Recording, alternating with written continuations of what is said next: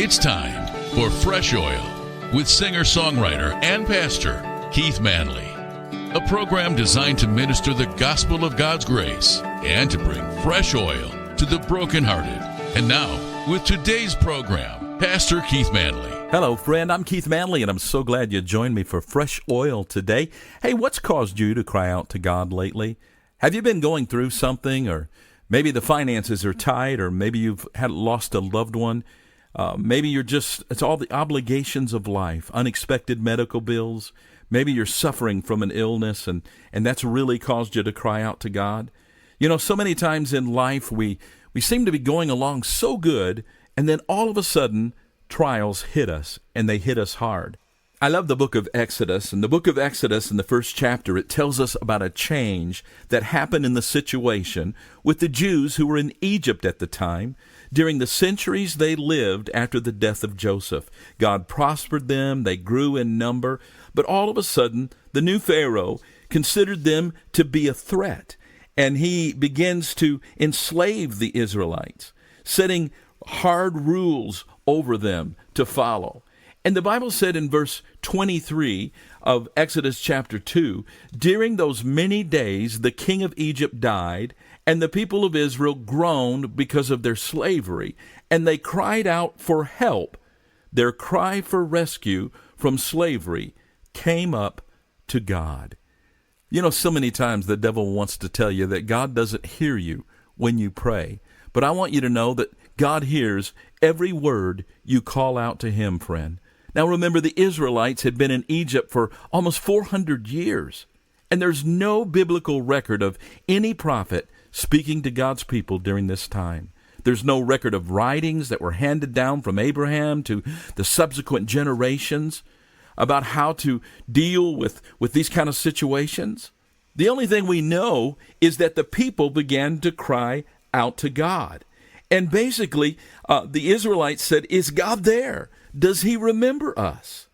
Isn't that what happens many times in the midst of our trials? We can come to a point where we say, "God, are you there? If you're there, don't you know what I'm going through? And don't you remember the promise you made to me, God?" How does the book of Exodus answer these questions? I want to read verses 24 and 25, the next two verses, and this is what he said.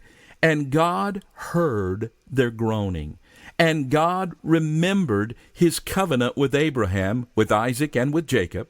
And then verse 25 said, "God saw the people of Israel, and God knew." Wow. Look at this. God heard, God remembered, God saw, and God knew. These two brief verses answered their questions that the Israelites had in a real profound way. You see, the Israelites were asking, "Is God there?" They asked, "Does God hear?" And in the Hebrew, the author only uses 15 words in these verses, but repeats the word God 4 times. And each time the word for God is used as the subject of a verb, putting strong emphasis on the Lord himself. The 4 two-word phrases constitute what I'm going to share with you today. God hears, God remembers, God sees, and God knows. I want to consider each one of these 4 points. First of all, God hears. While the Israelites certainly were wondering whether or not God was hearing, he did hear their groanings. And he always hears our cry, friend. The one who instructs us. The Bible says, "He who has ears, let him hear." So surely he hears himself. The psalmist David said in Psalm 34, "When the righteous cry for help, the Lord hears." Now, maybe you're going through a trial today. Maybe you're really going through some brokenness or depression. And you'd say, "Keith, do you really believe God hears me?" Friend, I'm here today to tell you with assurance that God hears every word you cry out to him. And then the second thing he told us was God remembered. Not only does God hear, but he also remembers his covenant, the promise he made to Abraham, Isaac, and Jacob, their descendants. Do you remember what God said to Abraham? It's found in Genesis 15, the promise he made that now they're asking God to remember. In Genesis 15, verses 13 and 14, it said, "Then the Lord said to him, know for certain that your descendants will be strangers in a country not their own," talking about Egypt, and they will be enslaved and mistreated for 400 years, but I will punish the nation they serve as slaves, and afterward they will come out with great possessions. You know, one thing I love about God, He knows the end from the beginning. So many times we see life only through the eyes of our circumstances. I remember, I believe it was Corrie ten Boom that said once that life was like a tapestry. And when you look on the back, all you see is the knots, and you see the colors with all the knots. But you go around the other side, you see the beautiful picture that begins to take place. Friend, God knows what you're going through today, and He knows the end from the beginning, and He's already made a way of escape for you. Sometimes in the heat of the battle, it's hard for us to remember the promises of God.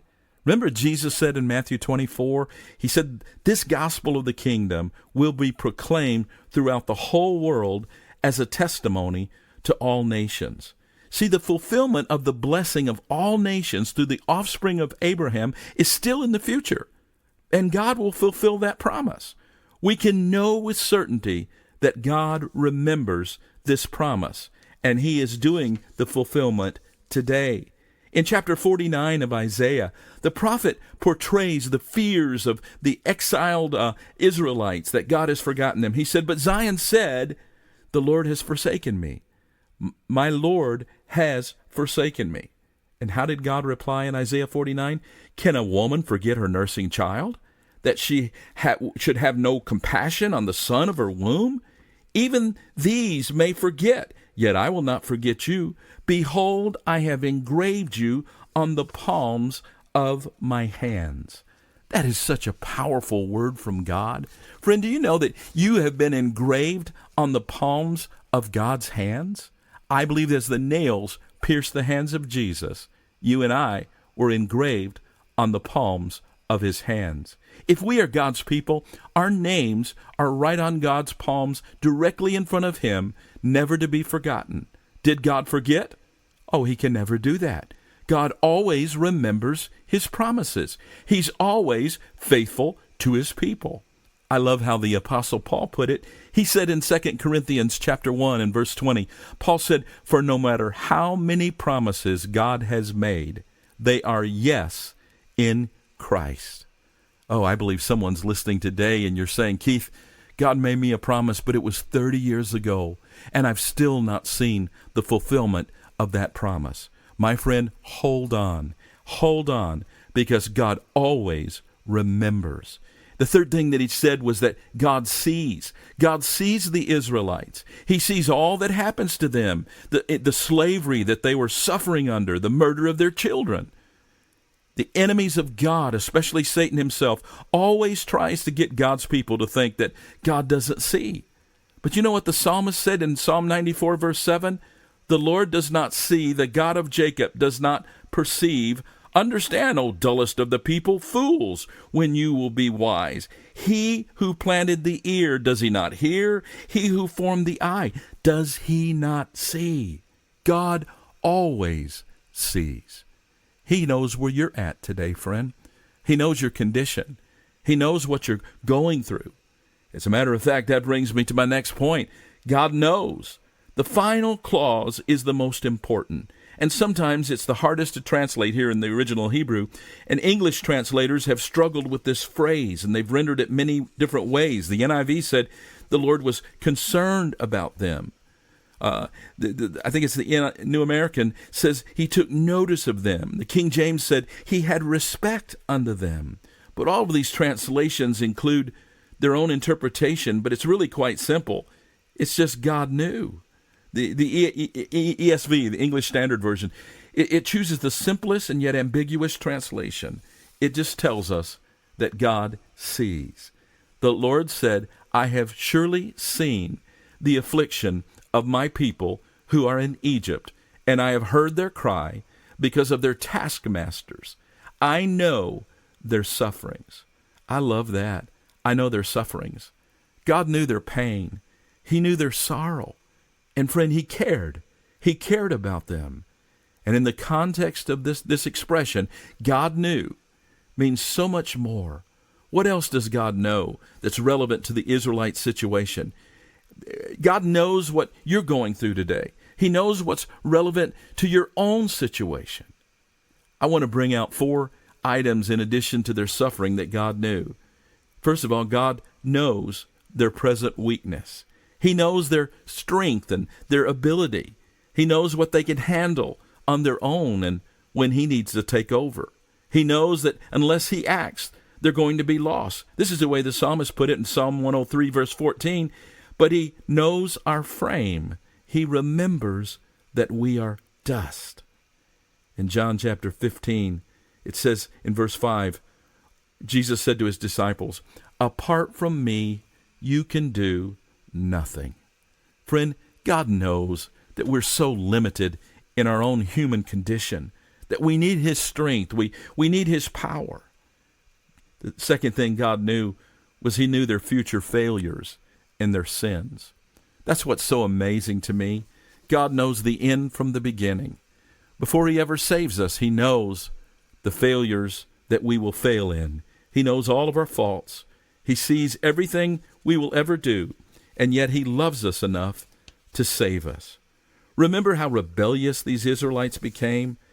God will begin to put His plan into effect. They're going to attack His servants and making things worse. But God rescues them with a series of great miracles.